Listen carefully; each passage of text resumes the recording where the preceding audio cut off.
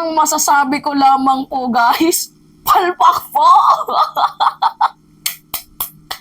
Palpak po guys ang plano ni Senator JV Ejercito na paamuhin itong si Senator Risa Hontiveros. Patanggal-tanggal ka pa ng perma mo ha. Actually guys, good move po yung pag-withdraw ng perma ni Senator JB Ejercito. Pero kung if you will read between the lines, merong maitim na plano eh. 'Di ba na nakikiusap siya, napayagan na lang na dumalo. Virtual, online kasi nga daw merong security threat sa buhay. So ngayon guys, nagsalita po itong si Senator Risa Hontiveros, hindi po guys pumayag. Hindi po naging matagumpay ang plano ni JB. Gumanito po guys, oh. So, hindi po pumayag ang chairperson ng Committee on Women's, Children, Family Relation, and Gender Equality na si Senator Risa Hontiveros na para dumalo. Hindi po siya pumayag na dumalo virtually or online itong si Pacquiao. Dahil unang-una na nga po dito guys ay napaka-unfair sa iba. 'Di ba? Yung iba personal, tapos siya online. So pangalawa dito, mawawalan ng tiwala ang taong bayan sa Senado. At yung pangatlong reason din dito, guys, masyado namang pa-VIP itong si Pacquiao. Lagi na lang may consideration. 'Di ba? So ngayon, guys, papanood natin yung yung balita.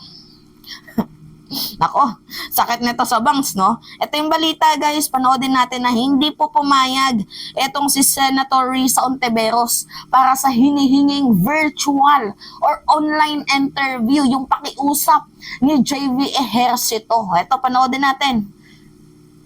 Tinutulan ni Senator Risa Hontiveros ang ideyang payagan si religious group leader Apollo Kibuloy na dumalo sa investigasyon ng Senado ng virtual o via teleconference. Iginit ng senadora na siyang tumatayong chairperson ng Senate Committee on Women, Children, Family Relations, and Gender Equality na hindi umano dapat payagan si Kibuloy sa ganung paraan kagaya ng ginawa sa kaso ni expelled Negros Oriental 3rd District Representative Arnie Tevez, kung saan hindi rin ito pinahintulutan ng Senado na dumalo sa hearing ng online. Binigyang diin ni Senator Hontiveros na hihina ang kapangyarihan ng Senado kung papayagan nilang mag-appear ang isang pinaka-importanteng resource person ng virtual dahil posible itong makapagsinungaling nang hindi mabibigyan ng remedyo. Ay guys, diba? Kita nyo naman. So anyway, congrats po Senator Risa Hontiveros dahil as of the moment, yan pa din yung balita natin ngayon. Anong oras na? Alas 12. Diba? As of the moment, guys, 4 pa din, hindi pa din po nadadagdagan. At kung sakaling mayroong dumagdag, siguro si Villar lang din to, yung anak ni Cynthia, kasi yung nanay pumayag, diba? Pero anyway, kung ako sa sa lugar or sa lagay ni ni Villar, which is yung anak si Mark Villar, kung wala na din palang magiging sense ang aking perma, wag na nating ipagpatuloy dahil unang-una sa lahat, kung ipagpatuloy natin to, magkakaroon ka lang ng bashing. 'Di ba? So magkakaroon ka lang ng bashing. Okay na yung nanay mo, pumirma na tapos ikaw hindi, para neutral, 'di ba? Kayong dalawa na kunyari gagawa kayo ng isang political drama na iba yung opinion ko sa nanay ko, ganon, no?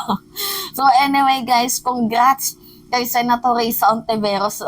Malayo-layo na po ang kanyang nilakbay, malayo-layo na din po ang kanyang nilaban, ang labang ito, pero hindi po siya sumuko at unti-unti na pong nagkakaroon ng bunga. Paano ko nasabi? Dahil itong PNP, nakaamba na po. Handa na po sila, guys, na arestuhin itong si Pacquiao kung mag-utos mismo ang Department of Justice na si Secretary Boying Remulla. So handa na po sila, guys, na arestuhin itong si Pacquiao anytime na kailanganin ni Department of Justice Secretary Boying Remulla ang PNP agad-agad po silang responde. So, nakaalalay po ang PNP sa Department of Justice. So, alam nyo naman na nagsampa na po ng formal complaint kasi nakitaan ng probable cause ang dismiss na kaso doon sa Davao. So, ngayon, inakyat po ito sa korte at syempre, nakitaan ng probable cause and kapag nakitang guilty ba, ayun, it's time to reckon, diba? Yung reckoning, nandito na kay Pacquiao. So, panoodin natin tong balita.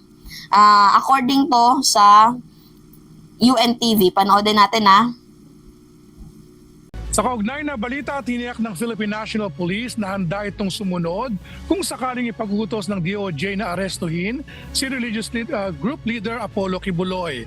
Ayon kay PNP Public Information Office Chief Philippine Colonel Jean Fajardo, lagi silang nakalalay kung kailangan ng ibang ahensya ng gobyerno ang assistance.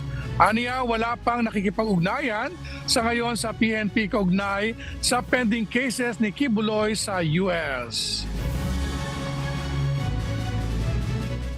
Pagkaganyan po kasing mga kaso po, it should be the Department of Justice who should take cognizance of these cases. But on the part of the PNP, just like we normally do and usually do po, kapag kailangan po ng assistance ng PNP, ay lagi naman po tayong naka-ready na magbigay po ng assistance sa other concerned government agencies po like DOJ and DFA po. Yan. Diba? So, lumabas lang yung warrant of arrest ng Federal Bureau of Investigation galing sa US pag ipinag-utos na ni Department of Justice Secretary Boying Remulla na ipa-aresto itong si Pacquiao, abay, aarestuhin nila. So, ngayon guys, ang tanong, magpapa-aresto kaya si Pacquiao? Baka mamaya manlaban, no? Oo nga, di ba, hindi malabo. Kagaya ng katulad ng ginawa ni Digong. Di ba, nang sabi ni former President Duterte, hindi ako magpapahuli sa inyo. So, di ba, lalaban ako. Di ba, ganun si Digong noon. Manlalaban daw. Itong si Kadigungan. But anyway, guys, congrats, Senator Risa Hontiveros. Nataon pa mismo sa buwan ng kababaihan. Woman empowerment. Di ba, mga kababayan? So, kung totoo man po itong mga allegedly na testimony ng mga victim, kung totoo mang may pang-aabuso man sa inyo, malakas po si Senator Risa Hontiveros. Hindi po kayo susukuan. Kahit na mahirap yung laban, talaga nga namang tinatahak niya. Madami-dami na din pong panahon ang nailaan dito ni Senator Risa Hontiveros. Ngayon po ba siya susuko? So ngayon nga guys, no, napakagandang balita to na hindi po pumayag itong si Senator Risa Hontiveros para dito sa online interview, online virtual. Pero napanood ko sa Ted Filon, yung kampo ni Pacquiao, ayaw na daw ng online. So wala na daw talaga silang pakialam, ayaw na daw talaga nilang umattend. Eh di choice nila yan kung hindi sila umattend, pero huwag silang mag-iiyak kung choice din ng gobyerno na arestuin itong si Pacquiao dahil lahat na ng karapatan niya ginamit na. Lahat na po ng karapatan ni Pacquiao ginamit na sa kanya and yet, hindi pa din po siya sumusunod. So, pansin nyo guys yung VIP treatment kay Pacquiao versus kay Senior Aguila. Diba? So, mabuhay po, Sen. Good news and good improvement po ito ngayon. So anyway, antay-antay na lang po tayo sa mga susunod na balita later on. So baka may lumabas or baka may maghabol pa ng mga senador. Kasi pwede pa nilang ihabol yan kasi ito yung huling araw ng perma.